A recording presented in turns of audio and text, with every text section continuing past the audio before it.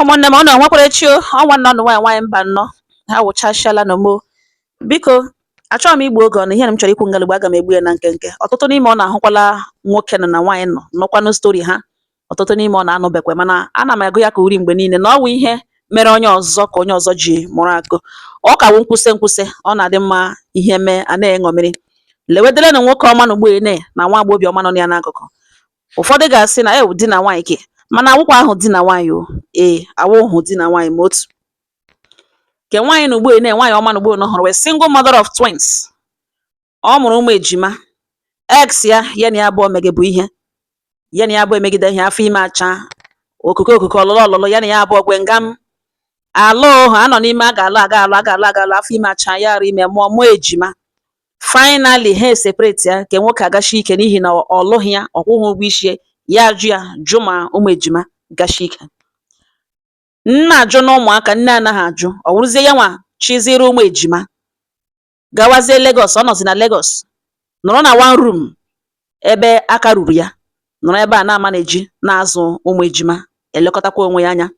Nọrọ nnọọ na one room na Lagos ebe a na-akpọ Festac, ebe ahụ ka ọ nọ na-ama na-eji nwee nwa shop ebe ọ na-ere ahịa. Ọ na-eji akụkọlọtata ego o ji eleta ụmụ ya. Ebe a ntara ka ọ nọ nwa okorobịa na ugbo nọ ya, ọ nọ hụ ganụ ya n'akụkụ adaka gara ya ha abụọ gwe ngam. Ya wụrụ na ke nwoke enweghị ihe ọrụ ga, o nweghị any source of income, enwebeghị ihe o bidoro n'ime. Ọ na-achọ ọrụ mana o nwetebe ọrụ. Ụnụ ọmarana na ụmụ nwaanyị ya anabata ya na ya bụ ebiri n'otu ụlọ. Ọkụtụ ya pụọ chọrọ ọrụ kwa mgbede ya elota. Ọ chọgidere ọrụ ahụ chọtee ya aka no success. Ke nwaanyị na-akwada enye ya transport o ji apụ every morning aga achọ ọrụ. Mana ihe na-esere ha mgbe niile wụzi ya lọta. Ke nwaanyị ga-anọrọ na kọlụ na ex ya, ọ ga-anọga na kọl phone kọlụ na ọwa na awa 30 minutes. Ọ ga-anọga mgbe ụfọdụ ha akpọọ n'ime abalị a ga-emegide kọlụ chi egwu. Ke nwoke na-abịa wewe iwe. So ọ wụ gịnị wụdị ihe ex na-adịgasị serious ugbu a nne. Ọ bụrụ na ọ hụrụ n'anya ọ gaghị ajụ ụmụ ejima jụ ụmụ ejima. Ọ lụghị ha alọkwa ụgwọ isi ṅụ. Now na ya nwa nọ in the picture. Na ya biko na ya respect the fact that na ya nọ here. Na otu ya na ex ya na-eshi anọ na kọlụ na ya like isi ya adịghị comfortable. Ụmụnne m, mgbe niile ihe na-epụrụ ha okwu, mgbe niile ihe na-apụrụ ha okwu. Esegide rutezie stage ọwụzi ụkọtụ ya were transport chọrọ ọrụ pụwa n'ụkọtụ. Ọ lọtazie n'abalị ke nwaanyị so na ololanọ na ọwa akarị ogori na ya ma na ọ garịchana the same story. Na ololanọ no way no show no success. Na ọ wela omenala apụ n'ụkọtụ alọta n'abalị kọ akụkọ. Ihe a bụ na-apụrụ ha okwu. Ọ ya ka ha abụọ nọ katakata iji ekwegekwe ha ọgụgawo ma ọ fọzikwa ọlụla. Afọ ime acha ke nwoke na ugbo afọ ya ime. Ime anụ ntara bide buwe. Ha nakwa ịkọ ha nakwa alụ. Ex ke nwaanyị na-esere ha. Ị chọtaba ọrụ ịchọtala ọrụ iji ego iji ego 1 naira iji nye gị ṅụrị m dewere n'ụlọ ya na-esere ha. Ke na-ekoke afọ ime nọkwa on the line na-abịa anọgide n'elu ya. Afọ ime nụ ntara eruo 9 months. Ke nwaanyị sị na ebe afọ ya eruole na ya ga na-agalizi shop ka ya reserve strength ya ruo mgbe ya ga-amụ nwa. Na ke nwoke bịa gawazie na shop ga-anọwazie ebe ahụ rewezie ahịa.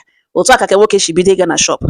Ọ gacha shop lọta, ihe ọzọ ọ ga-ahụkwa na phone wụ ex ya ga-anọgide na kọlụ. Ọ ga-anọgide na kọlụ mgbe ụfọdụ ya lọta sacha ahụ rie nri ka ya hie ụra. Once o chere na ya arahụna, o jiri nwayọọ ga tepem rituo gbege na gbetuo gbepụ eji. Ọ ga-azaga kọlụ ahụ zaga 3 hours. Ihe a na-esere ha okwu ruo oke ikpeazụ na pụrụziri ọka ke nwoke agarala lụọ ọrụ ya wụ na ọ nọ na kọlụ with ex ya. Iwe ewe ya. Mgbe ndị neighbor pụtaziri because enweghị nwa nga, enweghị onye ga-apụta sị lekwa ihe mere n'ime ụlọ na otu o shiri mee. Kama mgbe okwu bịara bịa dawazie ndị neighbor agbapụtazie. Ihe ahụ ziri ozu nwaanyị n'ugbo na afọ ime nwa ya n'afọ. Ewerele mma nta mma ekwu tuo nwaanyị na ihe awụsa turu nnama nga a na-achọ ka aghọtasụ ya. Eturu nwaanyị a tuo ya ihe na-adịghị gudu, tuo ya tugbuo ya, ozu ya dụrụ ma ya ma nwa o bu n'afọ. Ha jụọ oyi gagbuo. Ke nwoke agbapụzie ga ma ga na well. Ndị neighbors etie sị ka ya ga-eme eme na ha ga-eleke ya eme. Kpọpatakwa polisi amakpo na well kwupụta ya. Si na ọ ga-adị ndụ kwuo ihe mere na otu o shiri mee. Mgbe polisi werere gawa jụọ sọ gịnị mere iji were mma tugbuo nwunye nwaanyị dịra ime. Ya ewe kọwa dat na mgbe niile nwunye na ex ya na kọlụ ọ na-aza na-agbawa ya obi na ya gwakọtala ya na ọ na-anọ. Ya lọta ugbu a na kemgbe ya kwere lọta na-asa ahụ ọ nọkwa na kọlụ efere ya aka na ya echekwa. Ọ ya ka ya na ugbu a na-abara ya so dịka kọlụ ọ na-eme ya like na nwunye ewe iwe na enweghị uru ya bara na 1 naira ya eji. Na ya nakwa n'elu ya na-agba ọnụ makpuo na kichin ga-ewere mma nta bịa tuo ya na-ejighazi ndị polisi ebe eturu ya mma. Police ajụwa sị nwaanyị iri ime tụrụ mma na height na nga na ha nwaanyị iri ime tụrụ mma tụọ mma na wezi gị natazie ya dị mma lege ya na afọ ime werekwe dị mma magbuzie ya magbu ya sị ụmụnne m ebe a ka okwu ajụjụ m na-ajụwụ atọ ke mbụ ya atọ n'ogbe atọ ka abụọ ya atọ n'ogbe ọwa ogbo ka atọrọ ya nwaanyị mụrụ nwoke nwa na-akwụghị ụgwọ isi ya na ya abụọ emegide afọ ime acha mụọ not even one ejima nọ na one room na-aghọ onwe ya aghọ